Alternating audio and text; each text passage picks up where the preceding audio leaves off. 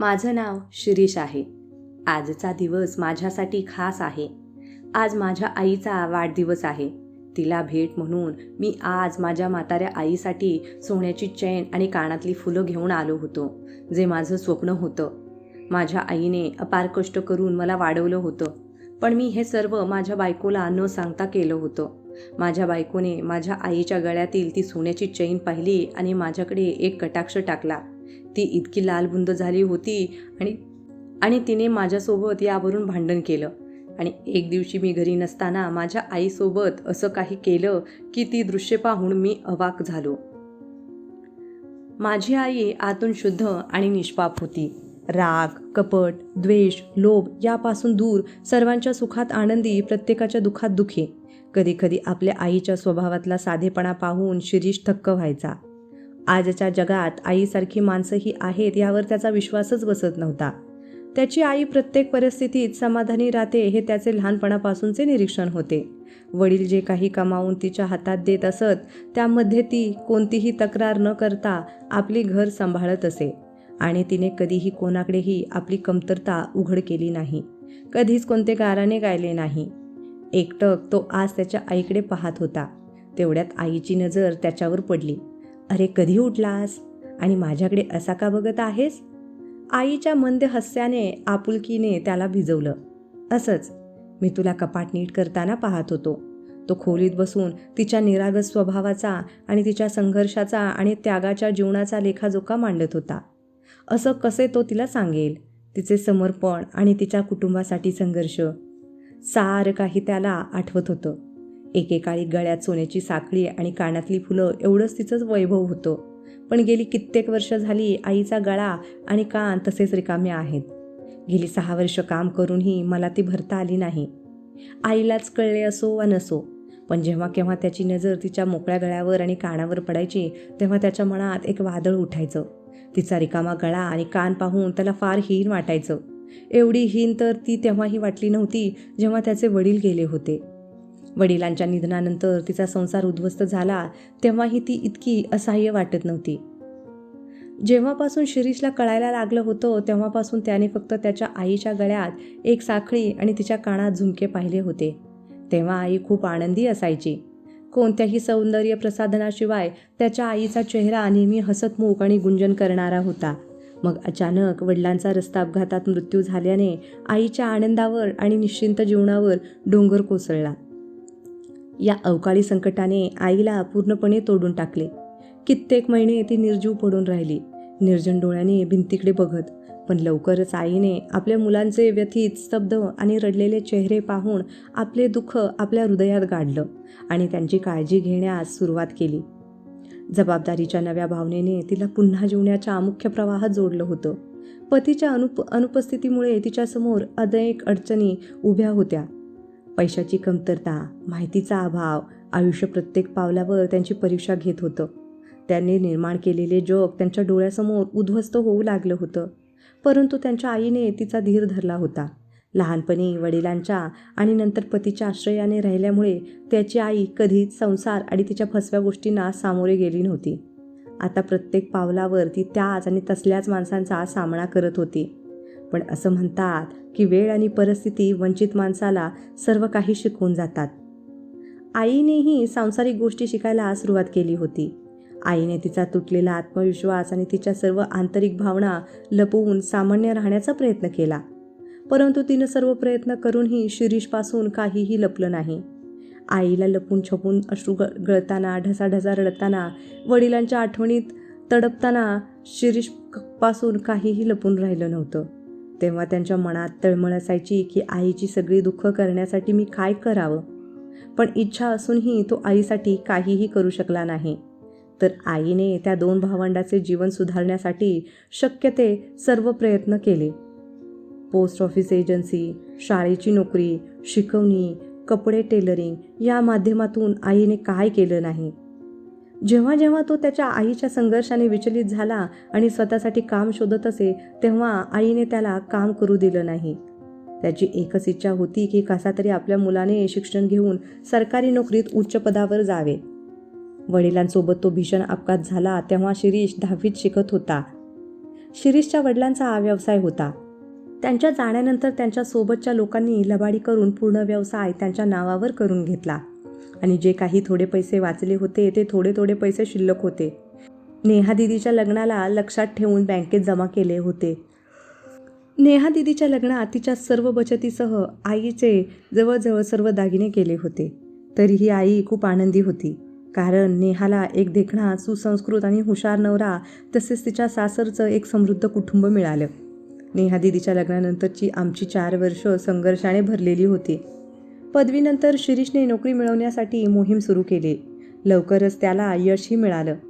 त्यांची बँक अधिकारी पदावर नियुक्ती झाली. या काळात ठिकठिकाणी इतके फॉर्म भरावे लागले की दागिन्यांच्या नावाखाली आईच्या गळ्यातील एकमेव साखळीही निघून गेली आणि ते कानातलेही. आईच्या साड्यावर ठिकठिकाणी पॅचेसही होते. अशा बिकट परिस्थितीतही आईने हिंमत हारली नाही. आर्थिक अडचणीबद्दल तक्रार करण्यासाठी किंवा मदत मागण्यासाठी कोणत्याही नातेवाईकाच्या घरी गेली नाही. परिस्थितीने तिला पृथ्वीसारखं सहनशील बनवलं होतं. नोकरी मिळाल्यावर त्याने पहिला पगार आईच्या हातात दिला. तेव्हा आनंदाचे अश्रू पुसताना तिने त्याला मिठी मारली. अरे बाळा, आई या पैशांचं काय करणार? आता तुम्ही सर्व जबाबदाऱ्या सांभाळा, मी बसून आराम करेन. यानंतरही शिरीषने दर महिन्याला पगारातील सर्व पैसे आणून आईला दिले आणि आई पूर्वीप्रमाणेच घर चालवत राहिली. लग्नाच्या अनेक प्रस्तावापैकी सुधाच्या सौंदर्याने तिची आई इतकी प्रभावित झाली की जास्त संशोधन न करता तिने तिच्याशी लग्न करण्याचा निर्णय घेतला. जेव्हा हुंडा घेण्याचा विषय आला तेव्हा तिने लग्नात कोणत्याही प्रकारचा हुंडा घेण्यास स्पष्ट निकार दिला. असं करून कदाचित तिला तिच्या पतीचा आदर्श कायम ठेवायचा होता, जो तिने स्वतःच्या लग्नात हुंडा न घेऊन लोकांसमोर आणि समाजासमोर प्रस्थापित केला होता. जे काही पैसे होते त्यात त्यांनी लग्नाची सर्व व्यवस्था केली. आईचे आदर्श आणि भावना समजून घेण्याऐवजी हुंडा न घेणं हा श्रीमंत कुटुंबातील सुधाच्या दृष्टीने मूर्खपणाचा आदर्शवाद होता. आपल्या सासूच्या साध्या राहणीची ती आपल्या आधुनिक आईच्या तुलनेत अडाणी मानून नेहमी तिची खिल्ली उडवायची. अशा प्रसंगी शिरीषला सुधाला विचारावंसं वाटलं की ही कोणती सडलेली सभ्यता आहे, ज्यात सासरच्या मोठ्यांचा नव्हे तर माहेरच्या घरातील मोठ्यांचा आदर करायला शिकवलं जातं. पण तो गप्प राहिला. तो सुधाला घाबरत होता असं नाही, त्याला भीती होती की सुधाचे सत्य त्याच्या आईसमोर उघड होईल.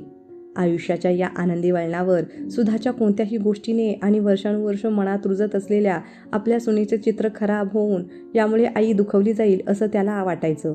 म्हणूनच तो शांत असायचा. आईला दुखावलं जावं असं त्याला वाटत नव्हतं. सुधाला समजो किंवा न समजो, आई सुधावर खूप प्रेम करते हे त्याला माहीत होतं. घरात येताच सुधाने आपल्या आईच्या साध्या स्वभावाचे आकलन करून अतिशय हुशारीने आपला मुलगा, पैसा आणि घर ताब्यात घेतलं आणि तिचे हक्क असे मर्यादित केले की ती आपल्याच घरात अनोळखी झाली. या महिन्यात आईसाठी सोन्याची साखळी नक्कीच विकत घेईन असे त्याला प्रत्येक वेळी वाटायचे. पण दर महिन्याला काही ना काही खर्च येणारच आणि इच्छा असूनही तो चैन खरेदी करू शकत नव्हता. असो, लग्नानंतर घर खर्च खूप वाढला होता. आत्तापर्यंत साध्या घरातील राहणीमान खूप उंचावलं होतं. अशातच सुधाच्या आदेशाचा गुलाम असलेला एक नोकरही घरात आला होता. तेवढ्यात आईच्या आवाजाने शिरीषची समाधी तुटली.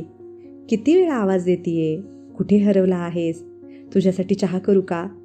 आईला समोर पाहून शिरीषचे डोळे का भरून आले ते कळत नाही.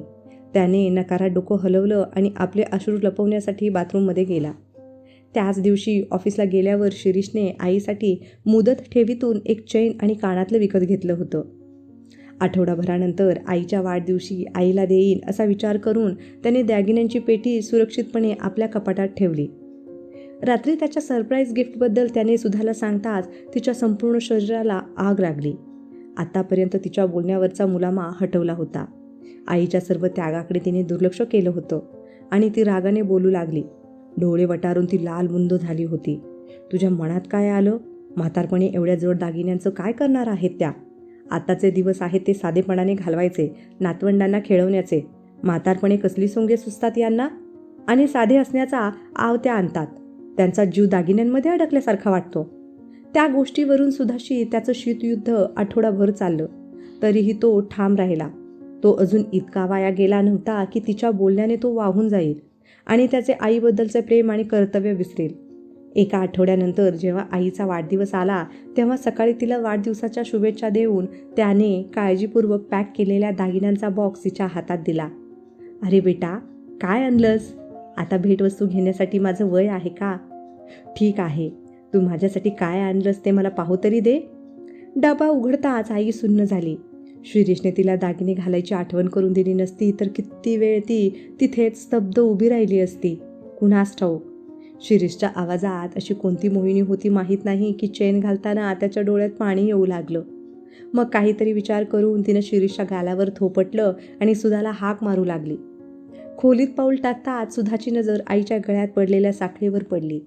ती पाहताच तिचे डोळे दुखावलेल्या सापासारखे उजाळून निघाले, जे शिरीषपासून लपले नव्हते. पण शिरीषच्या आईला तिची साधी भनकी नव्हती याची जाणीवही तिला झाली नाही.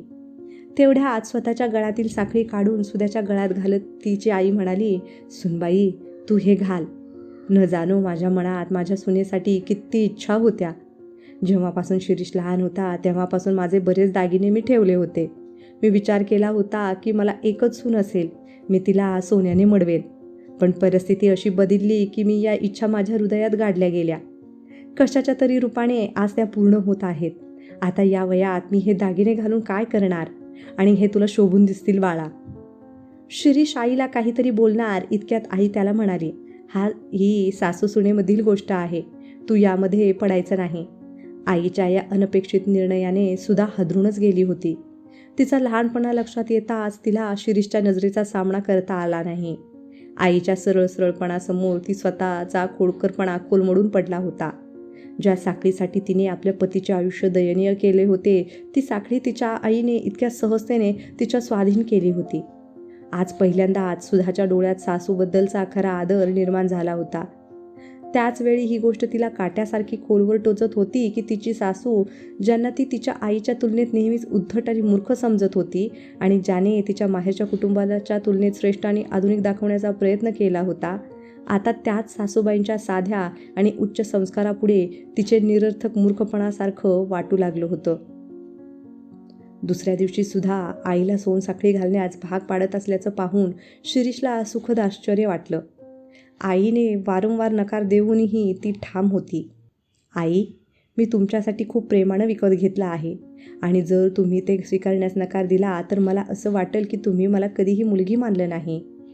यानंतर आईला नकार देता आला नाही. सदैव मोजक्या शब्दांची माणसं असणाऱ्या आईच्या डोळ्यात आपल्या सुनेबद्दल खूप प्रेम आणि आपुलकी होती. आईचा आनंद पाहून शिरीषने आपल्या डोळ्यांनी सुधाबद्दल कृतज्ञता व्यक्त केली होती, जे सुधाला सांभाळणं कठीण होत होतं. ती इकडे तिकडे कामात व्यस्त असल्याचं भासवत दूर पाहत राहिली. आज पहिल्यांदाच तिच्या चुकांची जाणीव तिला खूप सतावत होती. सासूबाईंचं खरं प्रेम आणि आपुलकीने तिचा आत्मा हादरला होता. एकामागून एक अशा गोष्टी मनात येत होत्या, ज्यासाठी तिने त्यावेळी कधीच मूल्य मानलं नव्हतं. ती आजारी पडली तर सासूबाई तिची आपल्या मुलांसारखी खूप प्रेमाने आणि आपुलकीने काळजी घेत असत. त्यांच्या स्वतःच्या आईनेही तिची इतक्या प्रेमाने आणि आपुलकीने सेवा केली नव्हती. ज्या सासूने आपला मुलगा, घर, संपत्ती सर्व काही तिच्या स्वाधीन केलं, तिला विश्वास, प्रेम आणि आदर दिला, फक्त तिचं वर्चस्व सिद्ध करण्यासाठी ती सासूबाईशी खूप वाईट वागली याची जाणीव तिला झाली होती. आज लग्नानंतर पहिल्यांदाच शिरीष त्याच्या काही कामात इतका आनंदी आणि समाधानी दिसत होता. त्याच्या डोळ्यातून तिच्याबद्दलचं प्रेम आणि कृतज्ञता ओसांडून वाहत असल्याचं पाहून सुधाला आजीचा सल्ला पुन्हा आठवत होता. जेव्हा कधी तिची आई तिच्या सासूबद्दल तक्रारींचा गठ्ठा तिच्या आजीकडे उघडायची तेव्हा आजी तिला समजावत असे, हे बघ नंदिनी, तू एक गोष्ट समजून घेतली पाहिजे की तिच्या नवऱ्याचं लहानपणीचं प्रेम म्हणजे त्याची आई, ज्याचा तो कधीही तिरस्कार सहन करू शकत नाही. पतीकडून खरं प्रेम आणि घरात आनंद मिळवायचा असेल तर त्याच्यापेक्षा त्याच्या आईला जास्त महत्त्व द्यायला शिका. त्यांची सेवा करून त्यांची काळजी घेतल्यास काही दिवसांनी तुम्हाला तुमची आईच त्या सासूमध्ये दिसेल आणि तुम्हाला तुमच्या पतीला तुमचं महत्त्व दाखवण्याची गरज नाही. तो स्वतःच आयुष्यभर प्रेमाच्या अतूट बंधनात जकडून तुमच्या भोवती फिरेल. आई नेहमी आजीच्या सल्ल्याची खिल्ली उडवायची आणि वाटेल ते करायची. परिणामी आई तिच्या सगळ्या नात्यांपासून दुरावलीच, पण वडिलांसोबत राहूनही आयुष्याच्या या संध्याकाळमध्ये ती एकदम एकाकी झाली होती. एकांत मिळताच सुधा तिचा सर्व सन्मान आणि स्वाभिमान विसरून शिरीषकडे आली आणि त्याची माफी मागितली.